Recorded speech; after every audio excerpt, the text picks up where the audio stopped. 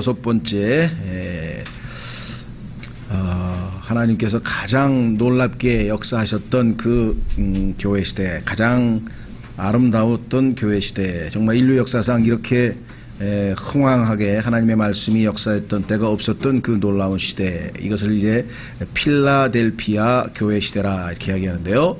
자, 7절, 3장 7절, 요한계시록 3장 7절에 보시면 필라델피아에 있는 교회의 천사에게 쓰라. 필라델피아에 있는 교회의 천사에게 쓰라. 거룩한 이, 진실한 이, 다윗의 열쇠를 가진 이가 이것들을 말하노니 그가 열면 아무도 닫지 못하고 그가 닫으면 아무도 열지 못하느니라. 내가 내 행위를 아노라. 보라, 내가 내 앞에 열린 문을 두었으니 아무도 그것을 닫지 못하리라. 내가 적은 힘을 가지고도 내 말을 지키며 내 이름을 부인하지 아니하였도다. 보라, 사탄의 회당에 속한 자들 곧 스스로 유대인이라 하나 유대인이 아니고 거짓말을 하는 자들이 있는데, 보라, 내가 그들이 와서 내 발 앞에 경배하게 하고 내가 너를 사랑한 줄을 알게 하리라. 내가 나의 인내의 말을 지켰은즉 나도 너를 지켜 시험의 시간을 면하게 하리니 그것은 곧 앞으로 온 세상에 임하여 땅에 거하는 자들을 시험하는 시간이라. 보라, 내가 속히 오리니 네가 가진 그것을 굳게 붙잡아 아무도 네 관을 빼앗지 못하게 하라. 이기는 자는 내가 하나님의 성전에서 기둥이 되게 하리니 그가 다시는 나가지 아니하리라. 또 내가 내 하나님의 이름과 내 하나님의 도시 곧 하늘에서 내 하나님으로부터 내려오는 새 예루살렘의 이름을 그 위에 기록하고 나의 새 이름을 그 위에 기록하리라. 귀 있는 자는 성령께서 교회들에 말씀하시는 것을 들을지어다. 예, 이미 여러 번 말씀드린 것처럼 이 구절에 관한 강해 또 설명 이런 것은 요한계시록 주석 우리가 성경 공부한 것이 그 홈페이지에 보면은 총 66시간에 걸쳐서 아주 길게 자세하게 공부를 했기 때문에 좀 참조를 하시고요. 오늘은 말씀드린 것처럼 교회 시대별 역사를 지금 살펴보고 있습니다. 그래서 지금 필라델피아 교회 시대는 종교개혁이 지난 후 이제 본격적으로 선교에, 여기서 열린 문이란 말이 아주 우리에게 시사하는 바가 크죠? 열린 문. 여러분들 아마 지나다니사 보면은 열린 문 교회라고 이름 붙여 있는 교회 보실 거예요. 그렇죠? 예, 그 열린 문 교회는 바로 이 성경에서 이름을 따서 했죠. 놀라운 사실은 다음번에 살펴보게 될 이 라오디게아 교회 시대는 예수님께서 문을 두드릴 정도로 문이 닫혀 있습니다. 그래서 내가 두드린다고 주님이 말씀하셨죠. 닫힌 문이 되어버렸어요. 주님이 열어놓은 문을 닫아버린 참으로 안타까운 상황이 발생을 했는데요. 자, 그래서 이 선교가 시작되는 1750년경에서 1884년 또는 81년 이렇게 얘기를 하는데, 이제 그것은 아시다시피 킹제임스 성경을 개정하기 위해서 성경을 변개시킨, 이름은 개정이라고 했지만 실제적으로는 개악이 됐겠죠. 개악, 잘못, 나쁜 쪽으로 고쳤으니까. 그래서 그 성경이 1881년에 헬라어 성경이 나오고 84년에 이제 영어, 그 성경에서 번역한 영어 성경이 나왔는데, 그때 그 기간 동안 약 130여 년 기간 동안은 세계의 교회 역사에 있어서 가장 위대한 아주 폭발적인 선교의 역사가 있었던 시점이었습니다. 그래서 주님께서 다윗의 열쇠를 가지고 문을 여셔서 그 누구도 닫지 못한다. 그래서 아주 이 최고의 정점에 달했던 시대죠. 자, 교재로 한번 가보시면은요, 필라델피아 교회 시대 이렇게 되어 있습니다. 필라델피아라고 하는 도시는 원래는 여러분도 아시다시피 그 터키에 있는 도시 이름이었는데, 여러분 잘 아는 이제 미국 독립에 있어서 가장 중요한 그 역할을 했던 그 도시가 필라델피아죠. 그래서 벤저민 프랭클린이라든가 뭐 이런 사람들이 거기서 뭐 이제 독립선언문을 낭독하고 뭐 이런 일들이 있었던 것을 여러분들이 아마 보게 될 터인데요. 그렇죠? 예. 그래서 이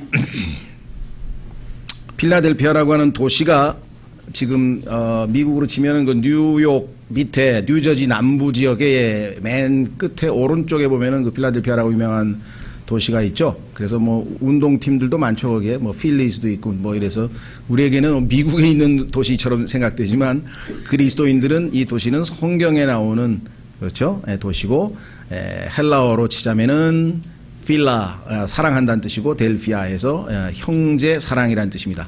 그래서 이 필로소피아는 지혜를 사랑하니까 철학이라 그러죠.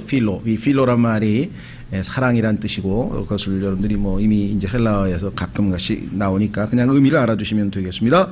자, 그래서 이 필라델피아에는 유명한 미국 독립의 초석이 된 도시였기 때문에 아마 자유의 종이라고 하는 것이 있어가지고 이 자유의 종을 거기다 새겨서 올려놓고 미국 전역에 미국은 물론 영국으로부터의 독립 또는 자유를 얘기했겠죠. 그래서 거기는 레위기에 보면은 주님의 자유를 온 땅에 선포하라라고 하는 유명한 성경 구절이 레위기에 나옵니다. 그 레위기 기절을 종에다가 딱 새겨 넣었죠. 그래서 아마 우리나라에서는 김대중 대통령께서 아마 여기 그 자유의 무슨 종상을 받은 것으로 그렇게 나옵니다. 아마 무슨 자유를 신장시켰는지 전 잘 모르겠는데 아마 이제 세계적인 그 명사들에게 주는 것 같아요. 우리 그리스도인들은 예수 그리스도께서 우리에게 죄로부터 또 이 속박으로부터의 진정한 자유를 주셨기 때문에 의미가 있는 것이겠죠. 자, 그래서 밑으로 내려가셔서 26페이지 맨 아래 필라델피아 교회 시대 여섯째 교회는 필라델피아에 있었던 교회였다. 지금 우리가 본문을 읽었습니다. 이 단어의 의미는 형제 사랑이었다. 형제 사랑. 자신의 생명을 다른 사람을 위해 내려놓는 것보다 더 큰 사랑은 없는 바. 주님이 그렇게 말씀하셨죠. 그때 이때 이런 사랑을 실천하는 교회가 많이 눈에 띄었습니다. 정말 아름다웠던 시대 같아요. 요한일서 3장 16절 한번 보겠습니다. 예수님께서 말씀하시는 사랑은 뭐냐? 사랑은 감정, 물론 감정도 있어야 되겠죠. 사랑에 왜 감정이 필요 없겠습니까만은 감정 이상의 것을 나타납니다. 의지가 담겨서 자기 희생을 통해 상대방을 유익하게 할 때 그것을 성경에서는 사랑이라고 합니다. 하나님께서 세상을 이처럼 사랑하사 독생하신 아들을 주셨다 그랬죠. 자신의 아들을 희생시킨 것이란 말이죠. 자, 그래서 요한일서 3장 16절에서도 하나님께서 우리를 위해 자신의 생명을 내어 놓으셨으므로 실제 역사상 이 땅에 오셔서 자신의 생명을 내어 놓으신 분이 누구십니까? 예수 그리스도시죠. 그렇죠? 그렇다면은 예수 그리스도가 하나님이라고 하는 사실을 우리가 알 수 있죠. 왜? 여기는 하나님께서 우리를 위해 자신의 생명을 내어 놓으셨다 그랬는데 실제로 알고 보니까 예수 그리스도셨잖아요. 이로써 우리가 그분의 사랑을 깨닫나니. 자, 마음으로 전해오는 사랑도 있고 감정으로 우리가 느끼는 사랑도 있겠지만 그러나 성경에서 말씀하실 때에는 생명을 내어 놓으셨다 그랬잖아요. 그러니까 실제적인 희생을 하셨죠. 그래서 그 희생으로 인해서 우리는 사랑을 깨닫는다. 우리가 형제들을 위해 우리의 생명을 내놓는 것이 마땅하니라. 성경에서 말씀하시는 이런 희생적 사랑을 얘기하는 것이지 말로만 형제 사랑이 아니라는 것이죠. 자, 그래서 이렇게 써 있네요. 17절. 그러나 누가 이 세상에 좋은 것을 가지고 있으면서 자기 형제가 궁핍한 것을 보고도 동정하는 마음을 닫아 그를 피하면 어찌 하나님의 사랑이 그 속에 거하겠느냐. 나의 어린 자녀들아, 우리가 말과 혀로만 사랑하지 말고 오직 행함과 진실함으로 가자. 왜 말과 혀로만 사랑하지 말라 그랬을까요? 대부분의 사람들이 사랑한다고 하는데 말과 혀로만 하고 실제적인 행함과 진실함이 없기 때문에 성경에 써 있는 거죠. 성경에 써 있는 거는 거의 다 아담의 본성으로는 순종할 수 없고 아담의 본성으로는 잘 하지 않는 것들이 나와 있어요. 그렇죠? 성경에 써 있는 거는 다 아담의 본성으로서는 순종하기가 어려운 내용이 들어가 있기 때문에 하나님께 의탁해서 내 안에 계신 주님을 통해서 이룰 일들입니다. 그거를 잘 모른 채로 그대로 순종하려고 했다가는 정말 힘들죠. 속박이 되고 율법이 되고 고통이 따르고 힘듭니다. 다시 돌아옵니다. 27페이지의 둘째 줄. 이 시기에 그리스도인들은 바로 이런 사랑을 실천하였다. 그래서 이름이 형제사랑교회잖아요. 형제사랑교회. 우리 어디에요? 청주에 그 킹제임스 성경을 쓰는 교회의 이름이 형제사랑교회가 하나 있어요. 여기 이 구절을 따서 그대로 했고요. 물론 또 뭐 헬라어를 그대로 갖다 써서 필라델피아 교회라고 이름 붙인 교회들도 있겠죠. 좋은 이름이니까. 이 교회 앞에는 열린 문이 놓여 있었고 복음이 선교가 시작됐다고 했죠. 이들의 손에는 킹제임스 성경이 들려 있었기에 얼마나 놀랍습니까? 이 시기에 무려 9억 명의, 물론 통계가 뭐 100% 정확한 건 아니겠지만 9억 명의 사람이 거듭나서 예수님으로 인해 구원받았다. 이게 역사적 통계입니다. 킹제임스 성경으로 이 시대에 9억 명이나 엄청난 열매를 얻게 됐다. 상상을 초월하죠. 문제는 지금 이 시대에는 이제 우리가 아시다시피 정말 복음의 문이 닫혀 있는 판인데요. 수많은 사람들이 이 문 안으로 들어오게 된다. 예수님께서 I am the door, 나는 문이라, 그 문을 통해서 이제 하늘 가는 길로 들어서는 거예요. 문을 딱 열고 들었으니까 하늘 가는 길, way to heaven, 하늘로 가는 길이 쫙 열려. 이 시기는 요한 웨슬리라고 하는 사람은 이제 일반적으로 감리교의 창시자라고 알려져 있죠. 뭐 본인이 직접 뭐 창시했다기보다는 이 요한 웨슬리의 가르침을 따르다 보니까 이 긍정적으로 아주 좋은 면도 있고요. 그다음에 엄청난 또 잘못된 점도 남겨놓았죠. 그 중에 하나가 이제 아르메니안주의라고 해서 자유의지를 너무 강조하다 보니까 구원받은 그리스도인들도 자유의지에 의해서 죄를 짓고 구원을 잃어버릴 수도 있다. 이렇게 해서 지금 교리적인 혼돈을 빚게 한 장본인이기도 합니다만은 그것은 뭐 그 사람이 의도적으로 그것을 가르쳤다기보다는 그렇게 믿고 있던 것이 이제 교리화된 것이고요. 본인 자신으로 보자면 예수 그리스도 이후, 사도 바울 이후로 가장 많은 사람들에게 복음을 전했고 가장 많은 열매를 얻은 사람으로 알려져 있어요. 그래서 역사적으로 사도 바울, 복음의 전도에 관한 한, 그 다음에 두 번째 웨슬리, 그리고 워치만 리, 이렇게 해서 아주 3대 복음 전도자라고, 물론 이것도 이제 역사가마다 평가가 다르겠습니다만 어쨌거나 그 정도로 평가를 받을 정도면 어마어마하죠. 말을 타고 아이가 뭐 전 영국을 돌아다니면서 복음을 전한 것으로 유명하고요. 그 다음에 또 분별력이 있어서 자신이 복음을 전했다, 예수님을 영접했다, 그러면 그래 구원받았구나 하고 즉시로 뭐 침례를 준다든가 그렇진 않고 1년 동안 기다려서 그 다음에 돌아와서 1년 후에 보니까 여전히 교회 생활을 착실하게 하고 거듭남의 변화된 삶의 모습이 있더라. 그러면 이제 침례를 준 것으로 유명합니다. 또. 자, 어쨌거나 그 다음에 조지 휘필드, 뭐 이 사람 또 유명하죠. 그 다음에 특히 이분은 설교를 다 써서 그대로 읽었다 그래요. 그런데도 우리가 볼 때는 얼마나 지루했겠어요. 아니에요. 막 폭발적으로 사람들이 회개하고 막 이 눈물바다가 이루어지고, 그냥 설교를 써서 조용히 읽었는데도 얼마나 성령이 강력하게 역사했는지. 그래서 그 시대를 이제 일곱의 그 어웨이크닝, 소위 부흥, 미국에서 아주 7대 부흥의 역사가 있었는데, 이때는 집회 한 몇 번 하고 나면 그 동네 술집이 싹 문 닫아요. 왜? 안 믿는 사람들도 술집을 안 가. 겁이 나가지고 지옥 갈까봐. 물론 얼마 있다가 다시 또 술집을 가겠지만. 네, 무슨 비밀 문서가. 예, 이 느헤미야의 긴급 기도문이고. 자, 그래서 그 다음에 조나단 웨드워즈, 이런 사람들, 남부에 그 미국 군목들이 많이 있었고요. 그 다음 피터 카트라이트, 뭐 수백 명을 이름을 들 수 있기 때문에 좀 유명한 사람, 또 사람마다 또 드는 이름이 다르겠습니다만은 하여간 하나님께서 쓰신 위대한 종들이네요. 그리고 그 외에도 수많은 사람들에 의해 위대한 부흥이 있었던 시기였다. 이 시기에는 유럽에서는 모라비안, 이 모라비안이라고 하는 사람의 대표자가 이제 진센도르프 백작인데요.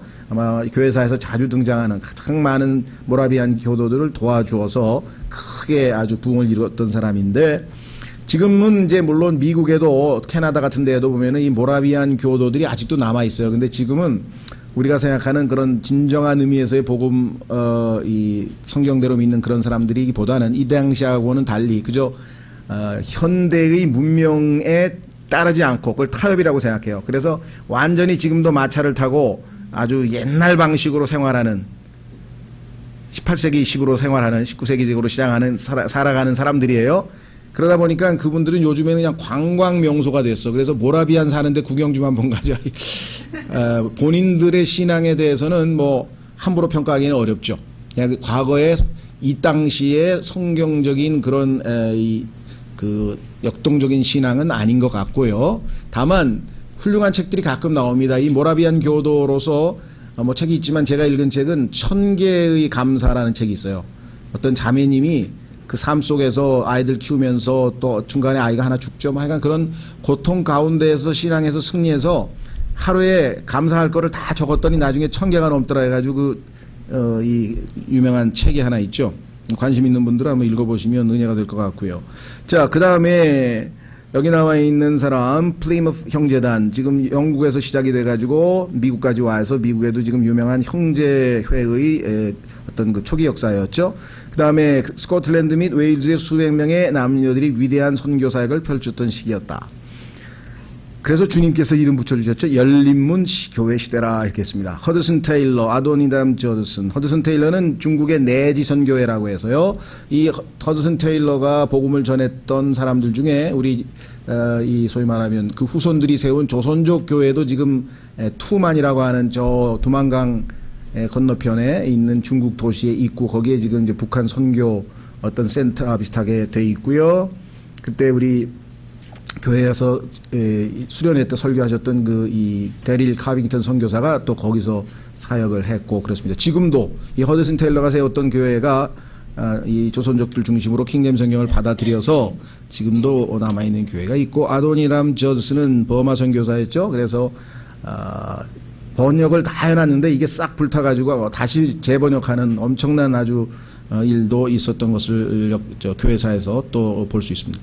윌리엄 캐리는 아시다시피 인도 선교사였는데요. 구두수선공이었어요. 그 다음에 존 페이튼, 그 다음에 수천 명의 동일한 믿음을 소유했던 일꾼들이 해외에서 혼들을 얻어냈다. 그래서 이 혼들을 얻어냈다고 하는 용어는요, 잠언에 나오는 구약적 용어입니다. 사실은 소울 위닝이라고 하는데요. 소울 위닝. 일반 개신교에서는 잘 안 씁니다. 그런데 이제 이 용어는 성서 침례교회에서 우리나라에 와서 퍼뜨렸죠. 혼을 얻는다, 이겨온다 이거죠.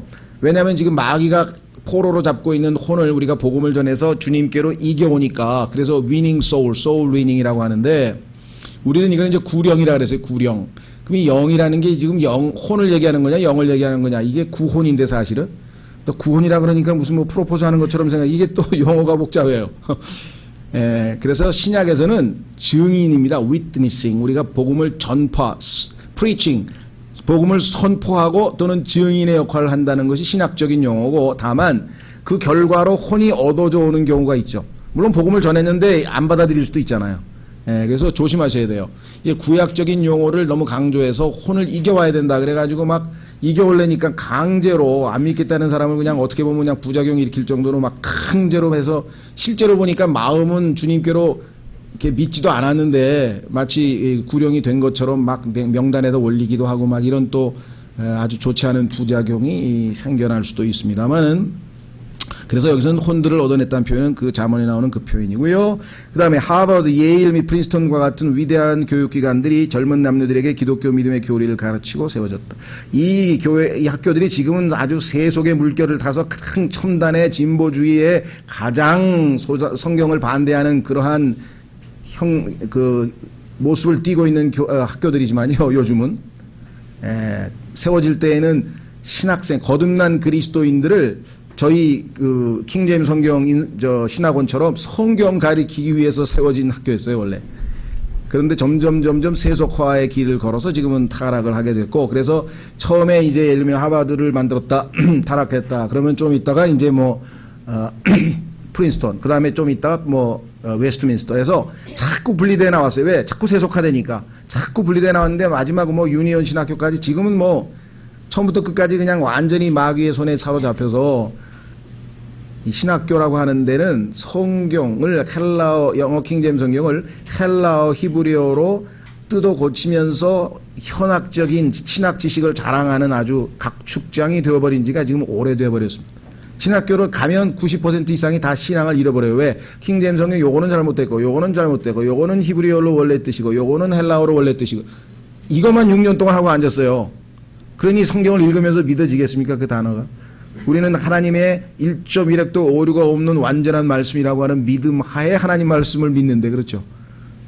이게 지금 라오디게아 시대의 배경입니다. 자, 지금은 아니죠. 지금은 아주 초창기에는 훌륭한 일들을 했습니다.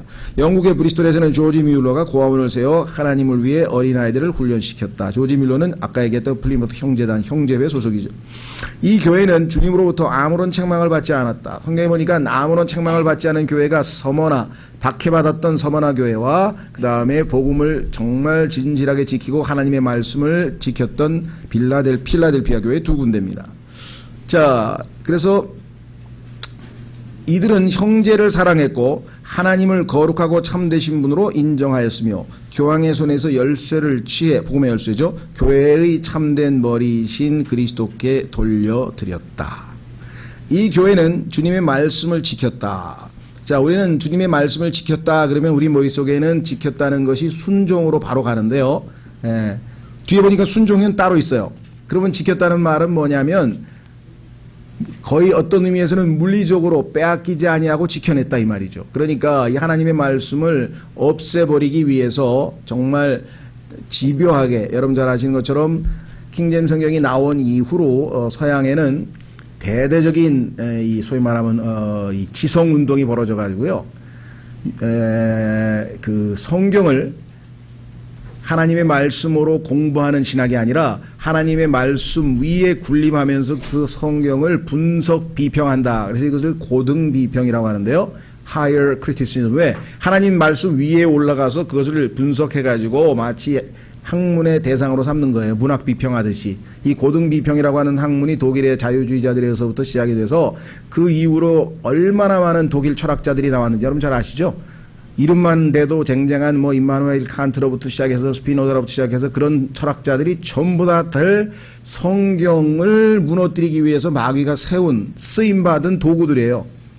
본인 한 사람 한 사람을 우리가 비판하는 게 아니라 역사의 흐름을 봤을 때 마귀가 왜 하필이면 영어 킹제임스 성경이 나와서 본격적으로 복음이 전파되는 그 시점에 이 엄청난 철학자들을 수도 없이 배출해냈을까?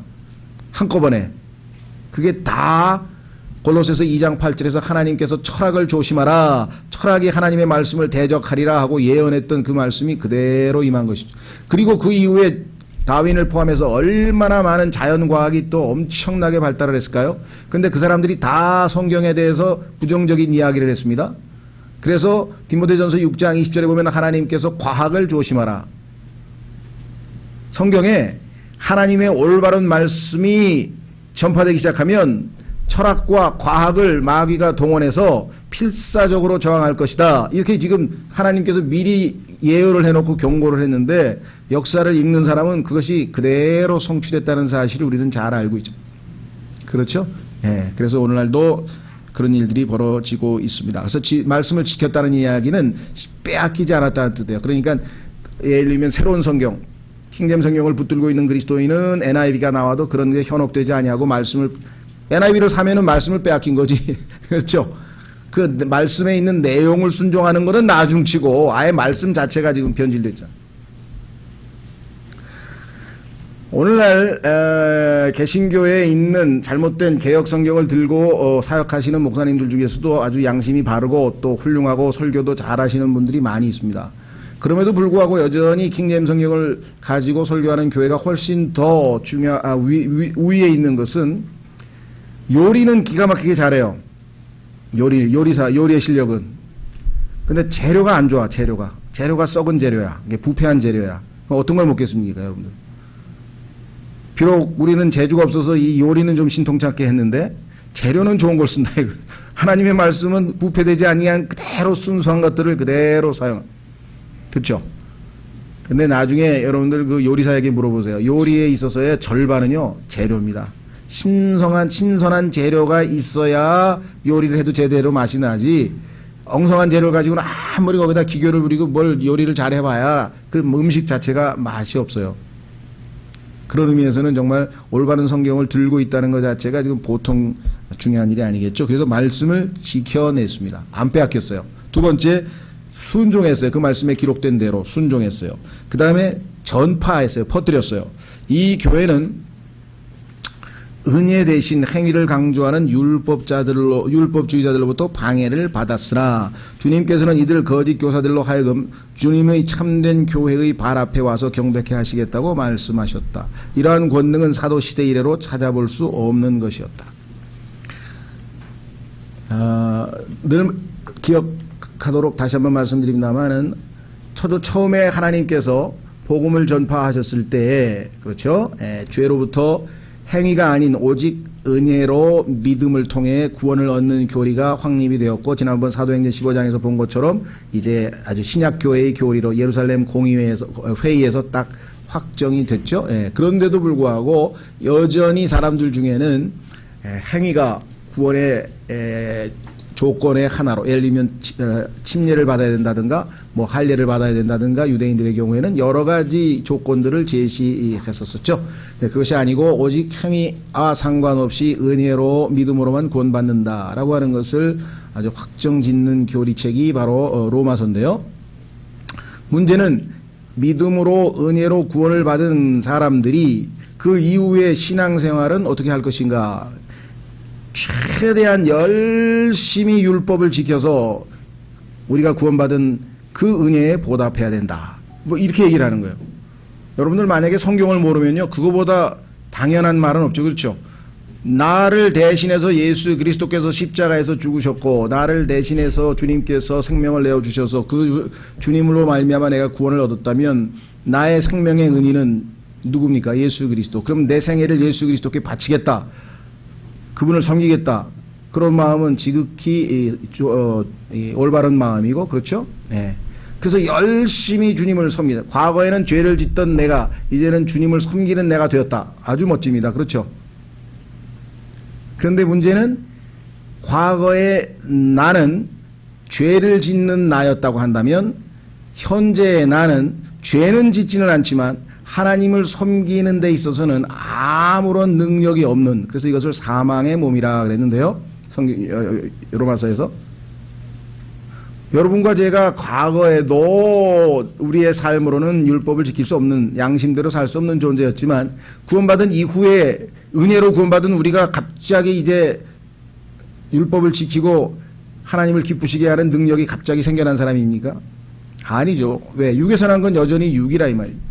좋은 육도 육이고 나쁜 육도 육이고, 따라서 우리 안에 들어오신 예수 그리스도가 우리를 통해서 율법이 우리 안에서 이루어지도록 하기 전에는 절대로 우리 스스로의 능력으로는 율법을 지켜낼 수가 없는 것입니다. 이 사실을 모른 채로 율법을 지켜야 된다라고 가르치는 자들이 있었다고 사도행전 15장 8절에서 우리가 봤었죠. 근데 이 시대도 마찬가지입니다. 행위를 강조하는 율법주의자들에 의해 엄청난 방해를 받게 됩니다.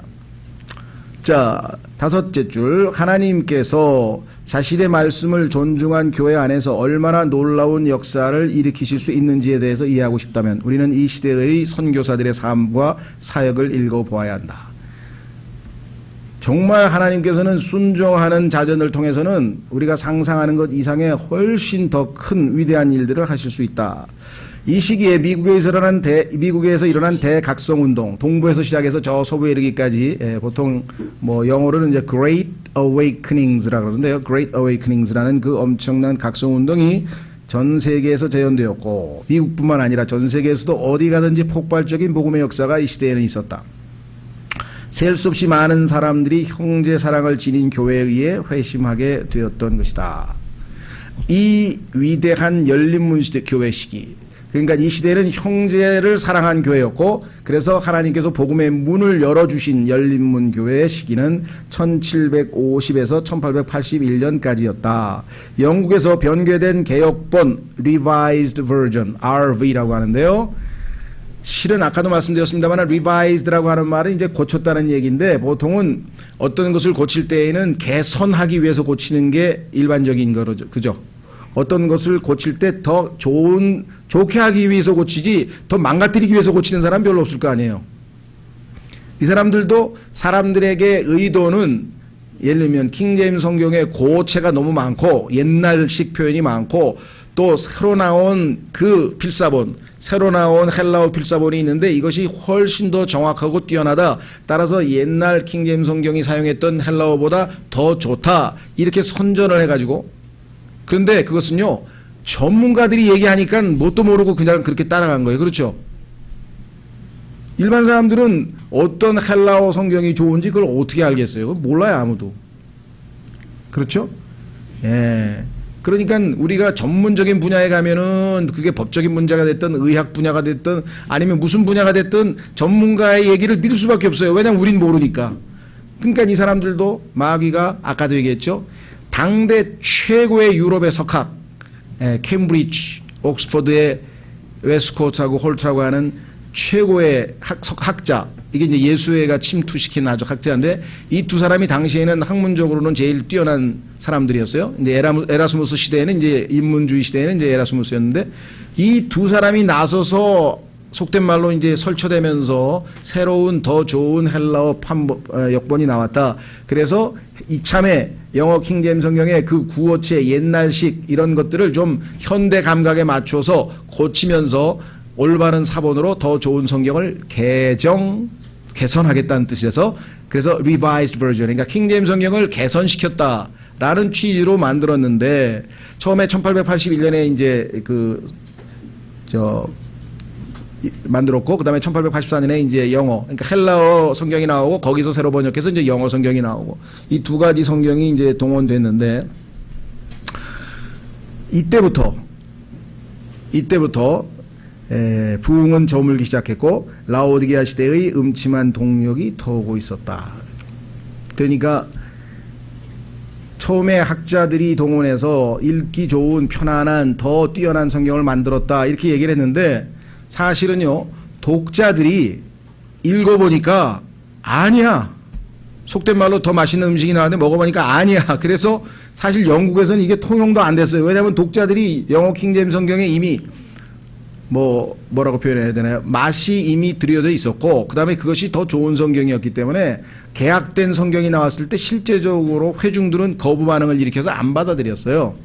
그런데 이미 돈을 들여서 제작을 했기 때문에 1910년 정도 후에 1895년인가요? 영국에서 해외 선교단체가 있습니다. 해외 선교를 보내는 그 단체에서 원래는 항상 어딜 가든지 지난 150년 동안은 영어 킹제임스 성경으로 선교를 나갔는데 성경을 RV로 바꿔버렸어요. 선교를 나가는 선교사에게 RV라는 성경을 줘. 이 성경을 들고 와서 우리도 중국에서 잘못된 성경을 번역해야지 오늘날 우리가 있기 때문에 지금 이게 다. 마귀가 그렇죠. 돈은 들여서 성경을 번역해냈는데 안 쓰면 이게 뭐가 되겠어요. 그러니까 지난번에도 말씀드렸죠. 그죠? 이 세상에 있는 모든 악의 뒤에는 뭐가 있다 그랬어요? 돈을 사랑함이 있다 그랬죠. 돈을 사랑함이 모든 악의 뿌리라고 디모데전서 6장 10절의 말씀. 이렇게 성경이 변개된 뒤에도 궁극적으로 나중에 가면은 돈 문제가 다 얽혀 있다는 것을 우리가 보게 됩니다. 그래서 무려 78만 단어인데요. 영어 킹제임스 성경의 단어 수가. 그 중에서 신구약 합쳐서 6만 단어를 고쳤고 개악이죠. 그러니까 아주 부패시켰다고 하죠. 고린도 후서 2장 17절에 보면은 corrupt, 하나님의 말씀은 pure. 잠언 3장에 보면은 하나님의 말씀은 pure, 순수한 말씀이라. 그래서 이 말씀에 더하거나 빼거나 고치거나 절대로 안 된다고 주님께서 잠언에 명령하시고 앞부분에 신명기에서 명령하시고 계시록 끝부분에 다시 한번 경고를 하셔서 성경은 1.1획도 손댈 수 없다고 했는데 78만 단어 중에서 6만 단어, 약 한 7% 정도를 부패된 단어로 바꿔 끼고 신약 성경에서는 무려 13구절을 아예 통째로 삭제시켜버려서 없음을 만들어내고 그런 짓을 한 거예요. 우리가 생각할 때는 마귀가 정말 무모하기 짝이 없는 짓을 한 거죠. 그렇죠? 그런데 이게 학문이라고 하는 학자들의 그늘에 가려서 일반 사람들은 전혀 무슨 일이 진행되고 있는지 자체를 모르고 있었다는 거예요. 전혀. 그래서 결국은 미국에서도 1901년에 그러니까 영국에서는 이게 호평이 별로 받아들이지 않는데 미국에서도 소위 말하면 학자들을 추종하는 자들이 나서서 ASV, American Standard Version이라고 하는 것을 1901년에 드디어 만들었는데 내용은 RV하고 똑같습니다. 근데 이제 미국식 영어로 좀 바꾼 것 뿐이에요. 그 다음에 얼마 있다가 New American Standard Version이 나왔죠. 조금 있다가 더 국제화시켰다고 해서 New International Version에서 NIV가 나왔죠. 요즘에는 Today's New International TNIV가 또 나오고 지금 영어 성경이 160개인가 170개예요. 심지어는 요즘에는 뭐 유진 피터슨의 메시지라고 하는 성경이 이거 성경이 아니야. 이건 완전 자기가 해석해 놓은 거야. 성경을 자기가 생각하는 대로 바꿔 껴놓은 거예요. 순수한 하나님의 말씀은 한마디도 다 거의 막 7, 80%가 다 뒤바뀌었대. 옛날에는 8, 90%가 남아있고 10% 미만을 고쳤잖아요. 지금 7%밖에 못 고쳤죠? RV는. 근데 지금 NIV는 뭐 20%, 30% 다 고쳤습니다. 그러니까 순도가 처음에는 100% 순도의 하나님 말씀에서 93%가 됐다가 90%가 됐다가 지금은 막 한 50%도 안 돼 하나님의 말씀이. 제 생각으로는 아마 유진 피터슨의 성경을 읽고는 절대로 구원 못 받을걸요 아마. 제가 보기에 그 변질된 말씀이 속에 들어가가지고서는. 그런데 그냥 우리나라의 뭐 쟁쟁한 목사들이 막 유진 피터슨의 뭐 성경을 읽기 어려우면 유진 피터슨의 책을 읽으라는 메시지를 읽으라는 거예요. 성경을 매일 먹는 잘 영적인 양식으로 취하는 사람들이 참고로 볼 수는 있는데 사실 제가 보니까 참고로 볼 필요도 없어요. 왜? 혼돈을 가중시켜서 여러분들을 더 이 컨퓨전 빗나가게 만들지 절대로 그건 아닙니다. 이 마귀가 아주 고도의 책략을 쓴 것이에요. 순수한 하나님의 말씀을 차근차근 읽다 보면 우리에게 영적인 양식이 되고 힘이 나고 우리가 체력을 보강할 수 있습니다. 자, 그래서 드디어 이제 마지막 라오디게아, 이 라오디게아라고 하는 표현은 사람의 권리, 하나님의 권위는 다 사라져버리고 사람의 권리가 득세하는 아주 마지막에 주님 재림 직전의 마지막 시대, 드디어 이제 다음 주에 마무리를 짓도록 하겠습니다. 예, 오늘은 여기까지 하겠습니다.